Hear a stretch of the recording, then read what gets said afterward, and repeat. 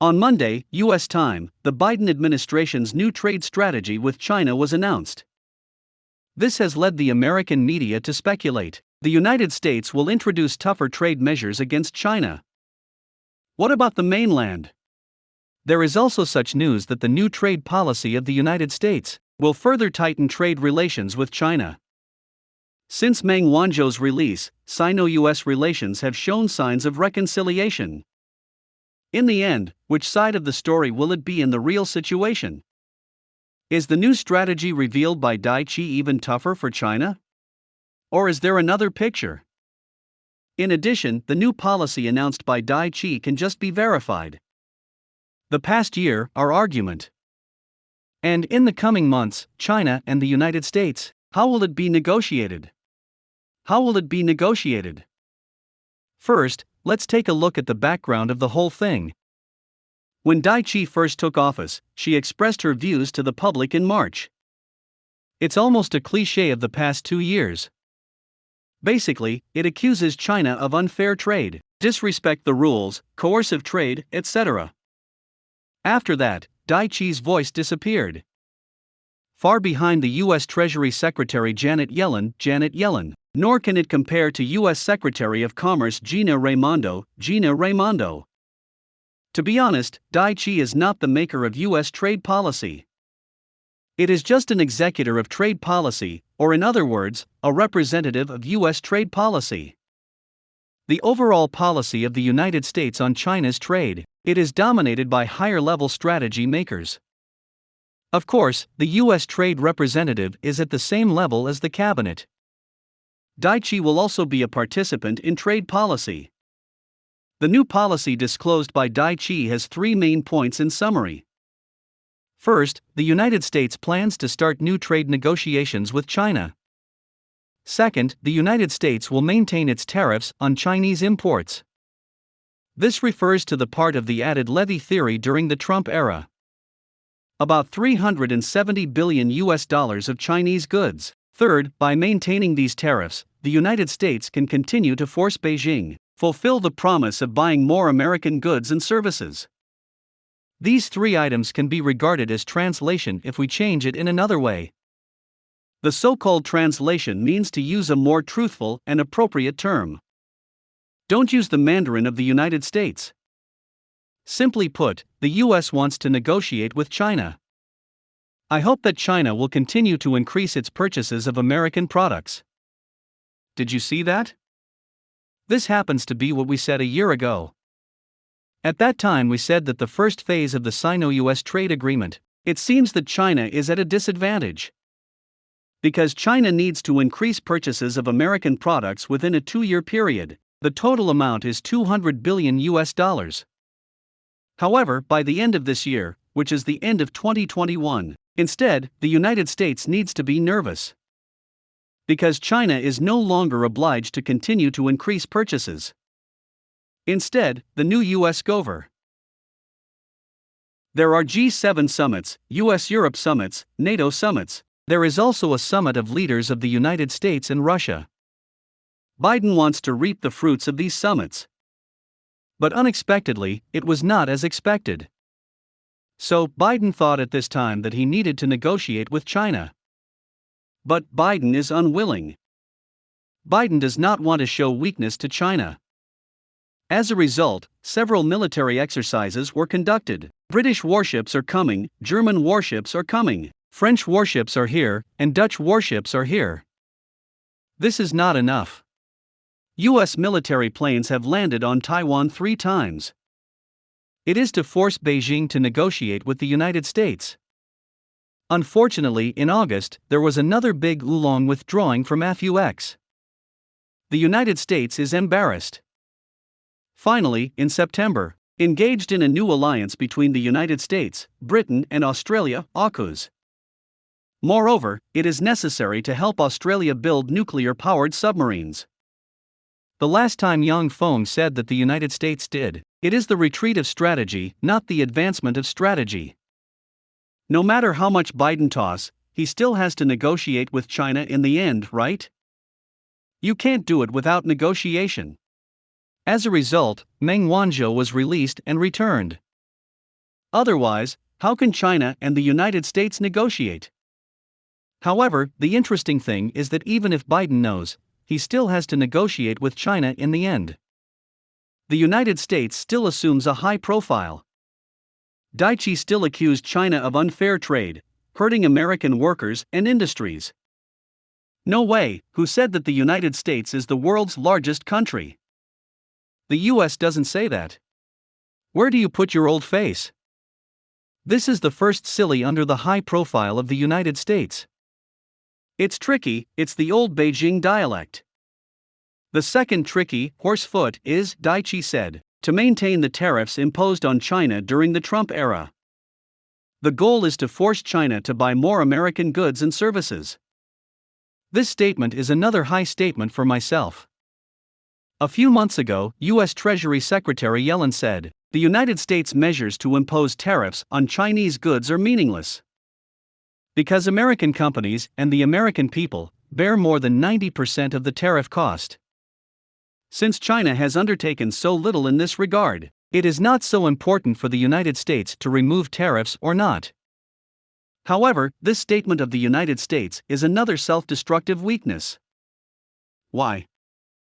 This shows that the United States very much hopes to continue to do business with China and buy Chinese products. On the other hand, this also shows that the United States has to buy Chinese products.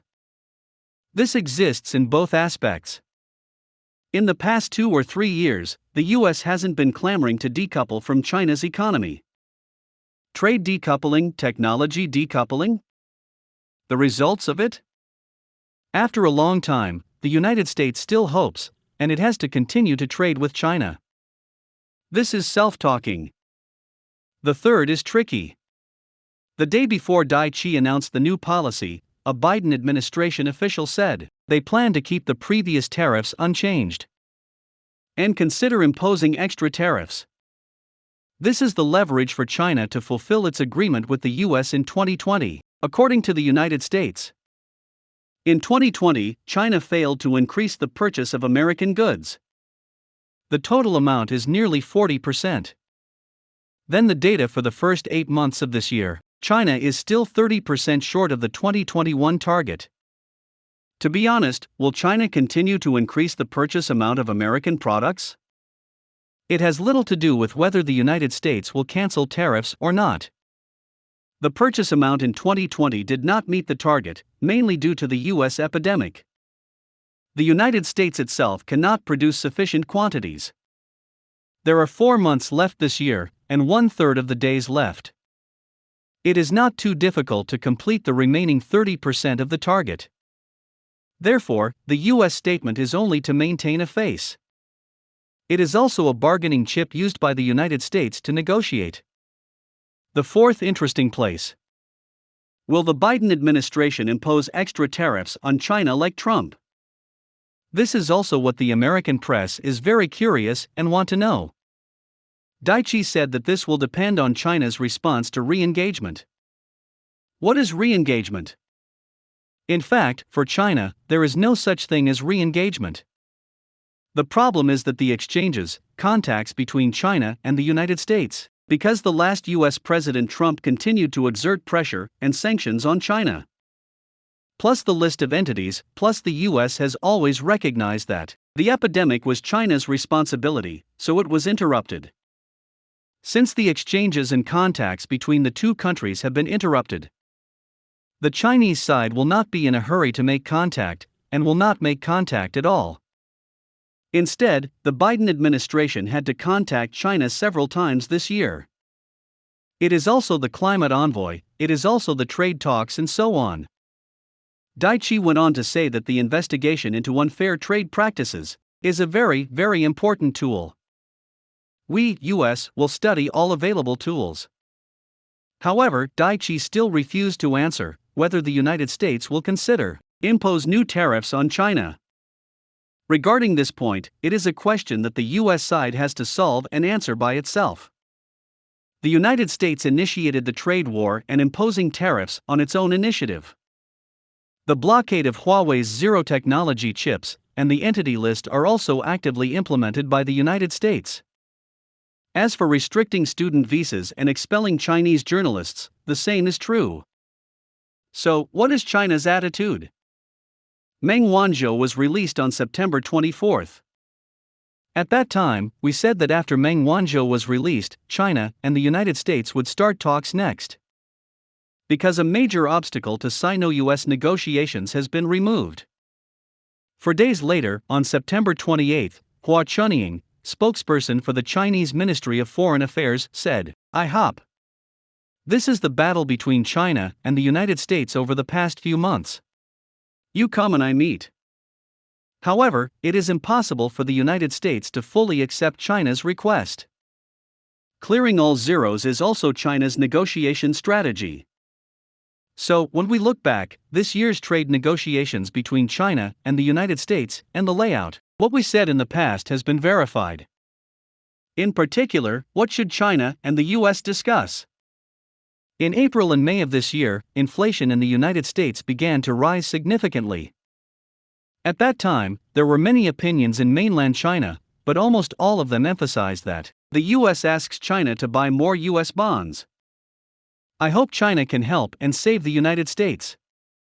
However, our argument is different.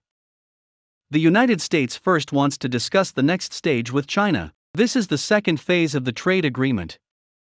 Second, I hope that China can continue to provide the United States and the world with cheap goods. Then is the purchase of bonds. The main reason is that China will have a relatively low chance of agreeing to buy US bonds. Today, 5 months have passed, Daichi said. It verified our previous predictions. What the United States hopes most is that China continue to increase its purchases of American products. This is the priority item. If China does not agree, Biden's face can be said to be wiped out. Trump will accuse Biden and say, "You are not as good as me." The new year is almost here.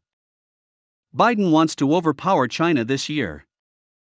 Without getting the second phase agreement, Biden can't afford to lose this face. The next point is, will China accept and increase purchases of American products? This is the most suspenseful part. For China, money is not a problem. Buy from other countries. I still buy it from the United States, but not all the same. The point is, why buy from the United States? Don't look at the current posture of the United States is still very high. The United States is just pretending to be a gesture, because the United States wants to maintain the face of the world's big brother. In fact, Daichi's words are already very explicit. It is to ask China to buy more American products. However, the United States still has a bargaining chip. For example, the Taiwan issue. Therefore, as long as the United States is not excessive, Beijing will still talk to the United States in this regard. However, Beijing has had painful experiences in the past. On January 15, 2020, China and the United States signed the first phase of the trade agreement. And the two sides have agreed not to increase each other's tariffs. Unfortunately, May 15, only 4 months, the United States resorted to a zero-technology chip blockade against Huawei. This is a bit unexpected in Beijing, and it did not come so quickly. There have also been rumors before that the United States may impose embargo technical requirements, from the previous 25%, reduced to 10%. Unexpectedly, in just a few months, the United States used a zero-technology blockade. Of course, the United States will go to extremes, partly because of the epidemic. If the United States wants to get rid of China, it can only confront China in a more drastic way. However, the US blockade of Huawei's zero technology did not violate the agreement. Beijing has no other choice but to retaliate directly against the United States. Moreover, Beijing has to continue to implement the first phase of the agreement. Increase purchases of American products. However, Beijing is not out of luck. Beijing saw the right time. A few months ago, it cancelled export tax rebates for some industries. Increase export tariffs and limit production. Beijing is at the right time, at the critical moment of inflation in the United States, beat inflation back. As for power restrictions, it is even more suspenseful. Last week we said that there was a sudden power outage in the Northeast. It shouldn't be for the sake of a game with the United States, because this is a curtailment of people's livelihood. We also said that it should not be because, in order to achieve a carbon-neutral commitment by 2060, China. Because power rationing on people's livelihood will lead to people's grievances. However, it is difficult to say about the power rationing in other manufacturing provinces. If you use the high-sounding reason, there is not enough coal, so the electricity is not enough. The West, or the United States, cannot say much. After all, the United States and Europe have encountered similar problems. For example, there is a shortage of oil, lack of electricity, rising electricity prices, or lack of labor. Supply chain problems have appeared in Europe and America. Can't we just blame China? Why do you say that? Because of the shortage of coal in China, the problem of lack of electricity can be solved. China only needs to increase coal output or increase coal imports. China has done a good job in preventing and controlling the epidemic. For supply chain problems, at least it is easier to solve than the United States and Europe. Therefore, this opportunity hit China's hands. Let China increase the bargaining chip. Therefore, we estimate that the upcoming Sino-US negotiations will be exciting. It is impossible to predict the outcome of the negotiations now. One possibility is that China can continue to increase purchases of American products. However, the United States needs something in exchange. What is it? It may be items on two lists. Some people may be upset and think that you should not give anything to the United States.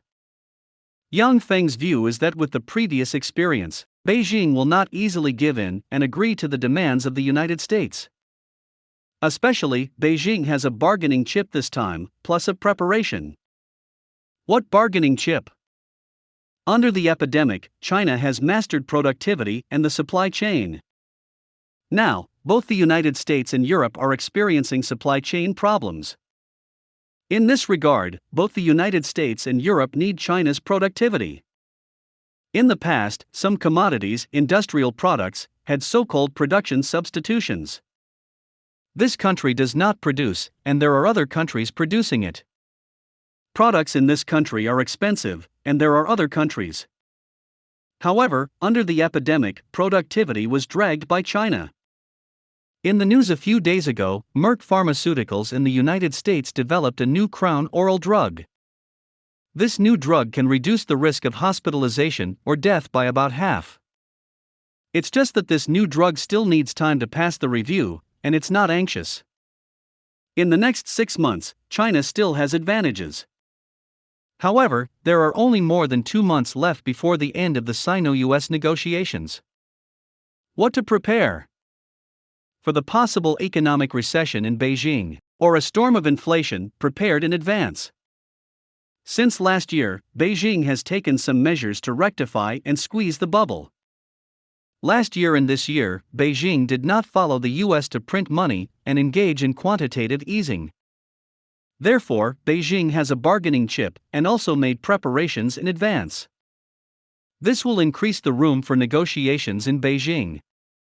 In the end, how will China and the United States negotiate? Will the United States clear the two lists to zero?